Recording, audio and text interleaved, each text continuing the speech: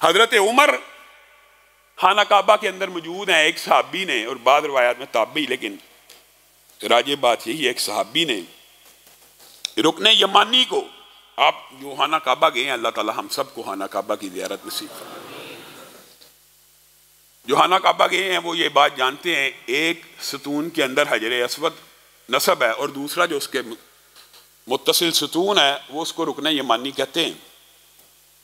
رکن یمانی کے اوپر ایک صحابی نیک نیتی سے، جذبات سے اس کو بوسہ دیتے ہیں، اس کو گلے لگاتے ہیں، اس کو چومتے ہیں۔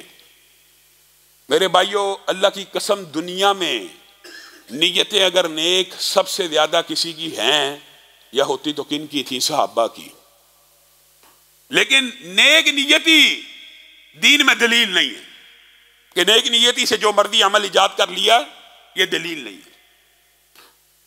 حضرت عمر نے اس صحابی کا یہ عمل دیکھا اور کہا ما تفتا مع الرسول صلی اللہ علیہ وسلم، کیا تو نے رسول اللہ کے ساتھ طواف نہیں تھا کیا؟ یہاں سے معلوم ہوتا ہے وہ صحابی تھا اور بعض روایات میں ان کا نام بھی موجود ہے۔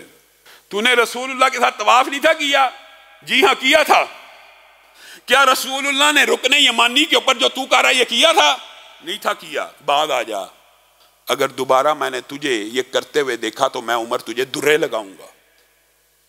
بتائیے، خانہ کعبہ کی ایک دیوار سے چمٹنا، لپٹنا، بظاہر آج کل کا کوئی مولوی یا مفتی ہوتا ہے، اس میں حرج کیا ہے؟ اس میں کیا حرج ہے؟ حرج ہے عبادت کا کوئی بھی فعل نبی کریم کی مہر کے بغیر اللہ کو قبول نہیں ہے، کیونکہ عبادت نبی کا حق ہے کہ وہ بتائے کیسے کرنی ہے۔ اور جس نے یہ سوچ لیا نہیں میرے مولوی کا بھی حق ہے عبادت کا کوئی فعل سر انجام دے سکتا ہے، تو اللہ کی قسم اس نے دین کو صحیح معنوں میں نہیں سمجھا۔ کیوں؟ کیونکہ قرآن کہتا ہے دین مکمل ہو گیا۔ یہ گلاس بھرا ہوا ہو مکمل پانی سے، ایک قطرہ بھی اس کے اندر ڈالیں گے وہ چھلک جائے گا، باہر آ جائے گا، وہ دین سے باہر ہے۔ اگر تو دین کو مکمل سمجھتے ہو کہ رسول اللہ نے پورا دین پہنچایا تھا، اس دن خطاب کرتے ہوئے یہ کہا تھا صحابہ سے، کیا میں نے پورا دین پہنچا دیا؟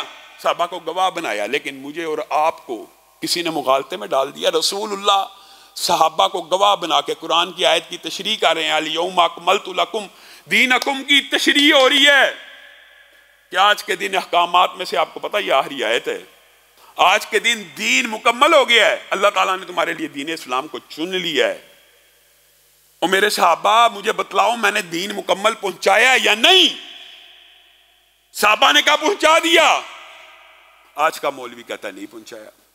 صحابہ نے کہا دین مکمل پہنچا دیا، آج کا مولوی کہتا ہے نہیں، تیجے کی کمی تھی، کل کی کمی تھی، چلیسمے کی کمی تھی، عید میلاد کی کمی تھی، جو معاذ اللہ رسول اللہ نے نہیں پہنچائی، یا رسول اللہ کو خبر تو نہیں تھی، میرے اور تیرے مولوی کو اس کی اطلاع مل گئی ہے اللہ کی طرف سے۔ اور میرے بھائیوں، یہ حدیث اگر مکمل سمجھ لی جائے تو بات مکمل ہے۔ جس وقت رسول اللہ صلی اللہ علیہ وسلم نے صحابہ سے یہ گواہی کا مطالبہ کیا تھا نا کہ گواہ بنو میں نے دین مکمل پہنچا دیا، تو اس وقت صحابہ نے بھی رسول اللہ صلی اللہ علیہ وسلم کو ایک بات کے اوپر گواہ بنایا تھا، اور کیا کہا تھا؟ اے اللہ کے رسول، اگر آپ نے دین مکمل پہنچا دیا، ہم اس کے گواہ ہیں کہ آپ نے پہنچا دیا، پھر آپ کو بھی ہم ایک بات کے گواہ بنانا چاہتے ہیں۔ کس بات کے؟ اے محبوب خدا، جو دین آپ نے ہم تک پہنچایا آپ بھی گواہ رہنا، ہم نے اس پورے کے پورے دین کے اوپر عمل کر کے دکھا دیا۔ یہ بات نہیں بتائی جاتی، دین صرف وہاں تک محدود ہے جو رسول اللہ نے پہنچا دیا اور جس کے اوپر صحابہ نے عمل کر کے دکھا دیا۔ اب کوئی مولوی لاکھ زور لگا لے نیکی کا کوئی عمل ایجاد کرنے کی، اللہ کی قسم وہ نیکی کا عمل نہیں ہو سکتا، وہ بدعت تو ہو سکتی ہے، وہ نیکی کا عمل نہیں ہو سکتا۔ وجہ رسول اللہ نیکی کا چھوٹے سے چھوٹا عمل بھی بتلائے بغیر دنیا سے نہیں گئے۔ یہ آپ کا اور میرا عقیدہ ہونا چاہیے۔ حریص علیکم بالمؤمنین رؤوف الرحیم۔ رسول اللہ چاہتے نہیں ہے میری امت جنت میں چلی جائے؟ رسول اللہ کے بارے میں اللہ کہہ رہا ہے حریص علیکم، اپنی جان کو کھپاتے رہتے ہیں، اپنی جان کو جوکھوں میں ڈالتے رہتے ہیں کہ میری امت جنت میں چلی جائے۔ ہر وقت یہی سوچ ہے، ہر وقت یہی سوچ ہے رسول اللہ صلی اللہ علیہ وسلم کی کہ میری امت کو میں نیکی کا کوئی عمل بتلائے بغیر دنیا سے نہ چلا جاؤں. یہاں تک کہہ دیا، اور جو کچھ نہیں کر سکتا سبحان اللہ و بحمدہ سبحان اللہ العظیم 100 دفعہ پڑھ لیا کرے. سمندر کے برابر بھی گناہ ہیں معاف ہو جائیں گے. چھوٹے سے چھوٹا عمل بھی بتلا کے گئے، نیکی کا چھوٹے سے چھوٹا عمل بھی، کہ میری امتی کسی مغالطے میں نہ رہے، کسی دوسری طرف نہ چل پڑے. لیکن افسوس ہم رسول اللہ کی تعلیمات کو بھول گئے.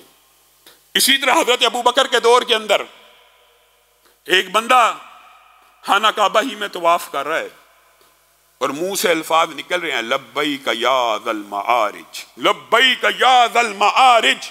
بتائیے دونوں میں کتنا کو فرق ہے؟ لبیک اللہم لبیک، اے اللہ میں حاضر ہوا، اور دوسرا کہہ رہا ہے اے بلندیوں والے رب میں حاضر ہوا. کتنا کو فرق ہے؟ لیکن میں نے اور آپ نے نہیں سمجھنا دین کس چیز کا نام ہے. حضرت ابوبکر کے کان سے یہ الفاظ ٹکرائے، تو نے رسول اللہ صلی اللہ علیہ وسلم کی تلبیہ نہیں سنی؟ سنی ہے، سنا لبیک اللہم لبیک. تو کیا کہہ رہا ہے؟ میں لبیک یا ذا المعارج کہہ رہا ہوں، محبت میں اللہ کے مختلف ناموں سے اس وقت پکار رہا ہوں. یہ نیک نیتی ہے کہ بد نیتی ہے؟ نیک نیتی کے اوپر جو مرضی کر لیا جائے، نہ اس سے دین میں کوئی فرق پڑتا ہے، نہ دین میں خلل آتا ہے. اسی نیک نیتی کا وبال آپ نے اس گزشتہ دنوں میں دیکھ ہی لیا. یہ بد نیتی ہیں. حضرت ابو بکر نے کہا آج کے بعد میں نے تیری زبان سے یہ الفاظ سنے تو میں ابو بکر تجھے درے لگاؤں گا. تو دین کے اندر تبدیلی کرنا چاہتا ہے. یہ کتنی کو تبدیلی ہے؟ کوئی بندہ اٹھے فاتحہ کی جگہ میں یہ پڑھنا چاہتا ہوں، نماز میں قبول کرتے ہو؟ میں نیک نیتی سے 3 رکعتیں کی بجائے 4 رکعتیں پڑھنا چاہتا ہوں، قبول کرو گے؟ جب عبادت کا کوئی فعل آ جائے میرے بھائیو، دنیاوی معاملات کی بات نہیں ہے. عبادت اللہ کی طرف سے نازل ہوتی ہے، رسول اللہ اس کی تشریح کرتے ہیں، اور یہ حق صرف نبی اور پیغمبر کا ہوتا ہے کہ وہ عبادت کو ڈسکرائب کرے، عبادت کی تشریح کرے، عبادت کے اعمال کو بتائے. اسی لیے اللہ رب العزت نے قرآن پاک کے اندر بھی اعمال کی قبولیت کی 2 شرطیں بیان کی ہیں، اور ان میں سے ایک شرط یہ ہے کہ اس میں ریاکاری نہ ہو، اس میں شرک نہ ہو، اور دوسری بات وہ عمل صالح ہو. اور عمل صالح قرآن و حدیث میں صرف اس عمل کو کہتے ہیں جو عمل نبی کریم نے کم از کم بھی 1 مرتبہ کیا ہو. اگر نبی کریم نے کوئی عمل کبھی نہیں کیا یا نبی کے سامنے کبھی نہیں ہوا، وہ عمل آپ لاکھ کریں کہ میں اس سے ثواب کماؤں گا. رسول اللہ تو آپ کو ایک منٹ کے بھی نیکیوں کے امور سمجھا کے گئے ہیں، آپ وہ نہیں کرتے اور وہ کرنا چاہتے ہیں جو امتیوں نے ایجاد کیا. اللہ رب العزت مجھے اور آپ کو سمجھنے کی توفیق عنایت فرمائے.